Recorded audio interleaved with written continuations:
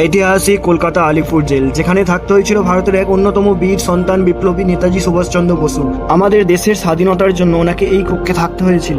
ভারতবর্ষের প্রথম প্রধানমন্ত্রী জওহরলাল নেহেরুকেও এই জেলে রাখা হয়েছিল, সেটা হচ্ছে এই কক্ষে। ওনাকে যখন জেলে রাখা হয়েছিল, ওনার মেয়ে ইন্দিরা গান্ধী জেলের বাইরে এসে বসে থাকতো ওনাকে দেখার জন্য। হ্যালো এভরিওয়ান, তোমাদের সবাইকে ওয়েলকাম আমার ভিডিওতে ঐতিহাসিক আলিপুর জেল মিউজিয়াম ফরওয়ার্ড 2।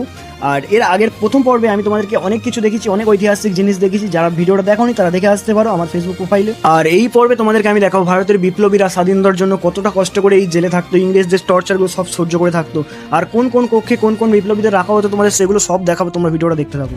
এই কক্ষটাতে দেখো, এখানে মনে হয় কাউকে মেরে সমাধি করে দেওয়া হয়েছিল। সমাধিটা দেখো কিরকম লাগছে এখানে। এর পাশের কক্ষে রাখা হয়েছিল পশ্চিমবঙ্গের দ্বিতীয় মুখ্যমন্ত্রী ডক্টর বিধানচন্দ্র রায়কে। উনিও একজন ভারতের বিপ্লবী ছিলেন, স্বাধীনতা সংগ্রামের জন্য উনিও অনেক আন্দোলন করেছিলেন, যার জন্য ওনাকে এইখানে রাখা হয়েছিল, ইংরেজরা রেখেছিল।